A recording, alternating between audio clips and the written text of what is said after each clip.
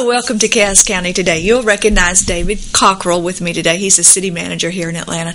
And we always talk about wild and interesting stuff and what's going on around town. And today we have nothing less for you. We've got interesting things going on. We especially want to talk about all these new businesses that are just coming in. So we're going to start off with that. I personally cannot wait till these Mexican restaurants open. Well, good. When are they coming? Well, very soon, actually. There are two. El Inca is moving into the Pine Acres Shopping Center. And then a restaurant called Uncle Juan's will be downtown immediately across the street from Texarkana College. How do you think that's going to do with the parking down there? You know, that's a good problem to have. It is a real good one. I don't know the answer to that question, but I will tell you this: the in our lease with Texarkana College, we have the ability to enforce a parking order 2 blocks to the south, where we have some parking lots. Okay. So we wrote that into their lease. Well, so basically, the students, if we want to, we can require them to park south, and they would walk through downtown and go to the college. Okay. There's a lot going on right now. Of course, I think we mentioned right before we started the show that CVS Pharmacy recently opened up. Beautiful inside. They have purchased one of our local pharmacies. Heard that today. And so I don't want anybody to jump to the conclusion that they drove somebody out of business. I think it was an amicable business deal, and I understand that Mrs. Powers is going to go to work for CVS. Well, that's great. So yeah, that may work out well. Yeah. But no, you asked me a question, and I danced all around it. When are these restaurants going to open? The one downtown is shooting for Mother's Day, which is next weekend. Hot dog. I hear good things about that restaurant. Yeah, I have too. I have. We actually sent them a letter last July asking them to consider coming to Atlanta. And their business model didn't allow them to do it at the time, and the next thing you know, they show up with the letter about 6 to 7 months later, and it only took a week to kind of ink that deal. All these, also what you'll see coming in downtown is a Hibbett Sports. That'll be coming in Pine Acres Shopping Center. See, now we got the scoop on that one, y'all. You do have the scoop on that because that's the first time I've talked about that publicly. Thank you. That is going to be soon. They have been in town doing measurements of where they will locate, and so that should be in a few months. Good. All these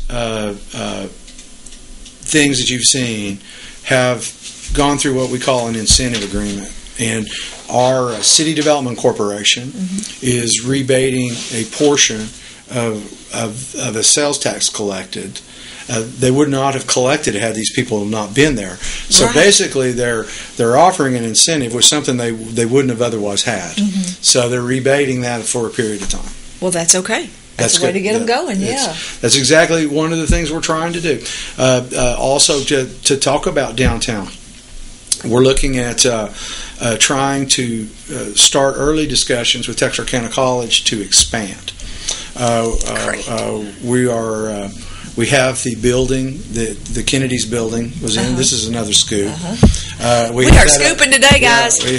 We have that under contract. Wonderful. The City Development Corporation does. Although the final absolute decision hasn't been made, it looks like we'll probably buy that. In the hopes that we can look at maybe more technical training, something that we believe that we're lacking here in Atlanta. But I think that the Texarkana College has really been a good deal for the community. A lot, particularly when you're dealing with these $4 a gallon gas prices. You've got a lot of people taking a lot of courses right downtown.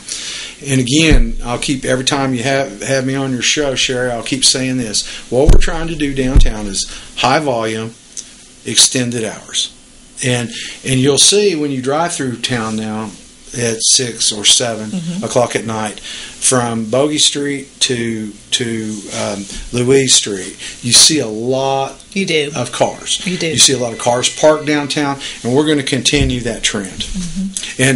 And I hope that one day you'll be saying parking downtown is terrible. It's a real problem. That'll mean we're doing some things right.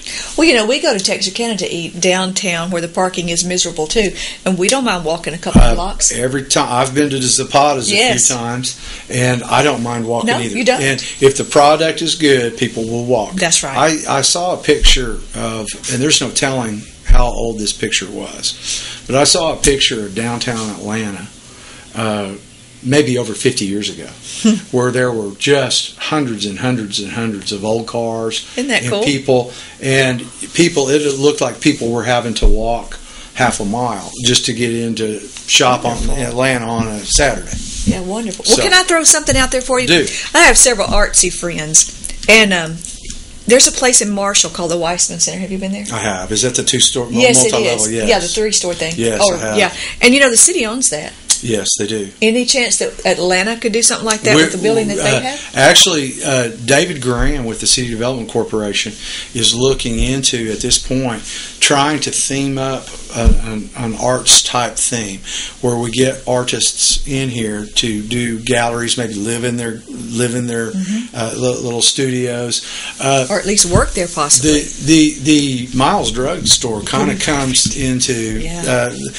We've talked about that very thing in Marshall, some type of concept here like that. My friends and I looked at the Miles building when it first came open, thinking the same thing. We'll do something like that, and you just rent out spaces, and Yep, you certainly could. Okay, I'll take one. Put me down for a space. I'll get you one. Put me down for 6 because I got 6 other friends. Okay. See, I filled up half your building just from right here. We get scoops and contracts. There you go. You get it here first, guys. Okay, we've got the new bond issue coming up too. Yeah, we do. And I wanted to. I'm glad we get an opportunity to kind of talk about that in case people hear that the city just issued some new bonds, and the first assumption might be that crud, our taxes are going up. What happened is in February we made the last payment on bonds that were issued 10 years ago. Okay. So you have been paying, all told, all the taxpayers on their property tax have been paying about $135,000 a year. That's what we collect to make that payment. Okay. We've been doing it for 10 years. What we did when we paid that off, we just simply issued new bonds. And our financial advisor was able to determine, okay, based on this interest rate for a 10-year term, we're still going to collect $135,000. Okay. And so we were able to generate for us in the here and now $1.1 million. And we will pay that back over the 10-year period of time. So the taxpayers won't notice. See no increase. There is no increase. There's no decrease. And there's no increase. increase. And what we'll use that money for is to make improvements to our water and our wastewater system. Okay. And continue what the one purpose of what was used for is streets, but we have that in there as well, street and road improvements. So basically it's not for public safety, it's exclusively for public works functions. But we see no tax increase, and we're used to paying it. So you will not. And actually, what it will do is kind of help us out a little bit because some of our equipment is so old, and it's not unusual or uncommon for the public works director to call me up and to tell me that we have a $40,000 piece of equipment out. Well, that is, we're having to raid our water sewer funds for that money, and when that money's gone, we end up having to raise utility rates because that's the only purpose of that. So this will actually help. Alleviate that it will help keep utility rates more stable. Wonderful. Nobody likes for their bills to go up. Nobody likes for their bills to go up. Okay. Got next on our list is the school board elections coming up. I see signs everywhere. There is, and you do. Of course, we, in my position, I don't talk much about elections other than just to inform the public there is an election. Early voting is ongoing right now at City Hall. So you can come into City Hall anytime that it's open, Monday through Friday, 8 to 5. And you can do your early voting now. Otherwise, it'll be May 14th. For the folks living in Council District 2, there's a city council race. And then all throughout the school district, there's voting for school board members. Okay. Okay. So don't forget to go vote on May 14th, or go now and vote early. All right. What else you got on your mind this morning? Well, I'll tell you what. We're still have some grants in the pipeline. Good. Money cometh. We just released some bids last night at the council meeting.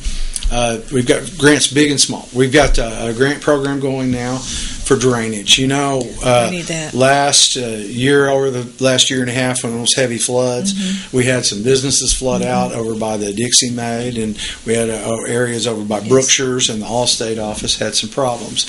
So we have a contractor as we speak. We received a grant for $350,000 to do some drainage works and replace some culverts. That's going on right now. Good. We received a $40,000 grant to do some heat and air systems and energy efficiency improvements at City Hall. We just released those bids last night. You probably needed that. Yeah. That was good timing on that, because our equipment out there was so old, we were going to have to replace it anyway. Yeah, that's good timing. We've got other grants. We've put in for a grant for another $350,000 to do sewer improvements in some of the low to moderate income areas. That's a community development block grant. We believe that we will get that. So we've got a lot going on in the pipeline. We're staying busy. Well, $350,000 sounds like a lot of money, but it's really not when you're looking at sewers and water improvements. When you're looking, you just said it all. When you're looking at replacing water lines or upgrading sewer lines, you need millions. We'll take it. And we have an aging wastewater treatment plant. We do. And so, but like every community, every community has their problems. And these problems that I'm talking about now were the same problems that I dealt with where I came from. Yeah. And if 20 years from now, somebody else is going to be sitting here talking about the same thing. Oh, you're not going to be here 20 years from now? Well, I hope I will, Betty. Well, I don't know if I will. I'll be getting old. Well, now, the last time you were here, you talked about the dollar. Maybe we'd do the show, but we'll just do a little more slowly. Maybe that's the geriatric version. There you go. When you were here before, you talked about the dollar store coming. And, of course, it's here now. Yeah, it is. When's it going to open, do you know? In a few weeks. Really, that close? Yeah, they're reasonably close. A few weeks to a month. Well, then that would be the 1st of June, maybe. Yeah, around in that It's going to be so nice and so easy here on Main Street. Yeah. We've been kind of blessed here. We've got a lot going on, and we've got a lot that we believe will continue happening. Yeah. I think you'll also start seeing some things going on out at Highway 59. Probably, I'll make an early prediction over the course of the next 24 months. So this is the pre-scoop. Well, this is the pre-scoop. The pre-scoop. The pre-scoop. But I do believe that you will see some things going on out there that'll be good for the community, and it'll all be good. So, back to the first thing which we talked about was new businesses. You were talking about your goal downtown was to extend the hours. So we're going to have a nightlife kind of scene, obviously with no alcohol. But I mean, shopping and eating, and don't you think that in turn will draw people? I do, and that's the synergy we're looking for. Yes, we're looking to. I know many businesses close up right at 5 o'clock downtown. Some don't even wait till 5. Yeah, and that may still be the case for your professional offices and those type of things. That's all fine. But the goal is to add businesses into downtown that again have high volume and extended hours. And what that creates is it creates a sense of place where you have ideally we would have bakeries and coffee shops, things starting up at 6 or 7 in the morning, and we end the day at 9 or 10 at night. I think that'd be awesome. Right.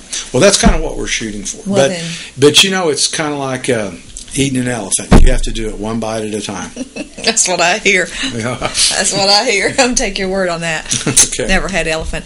Well, I think we've covered it all. Did we miss anything? I don't think we have missed anything. Yeah. Well, there you are. You're up to date. I'm excited about the Hibbett Sports coming. Yeah. That'll save me a trip to Texarkana. It will. And that's our other goal is to find where we're leaking. By leaking, I mean where is Sherry going to spend her money up in Texarkana, and see if we can't get those very things here. And the two things are eating and shopping. Eating and shopping. Eating and shopping. And here we come. And to a degree, that's not going to change. But I tell you what, if we give you more choices Yeah. You will be more prone. Now, there's Yes. going to be times, and we understand that. There's going to be times that a couple wants to go and make a date of it, and maybe they want to go to Arkansas or Shreveport or Texarkana to eat, and that's great.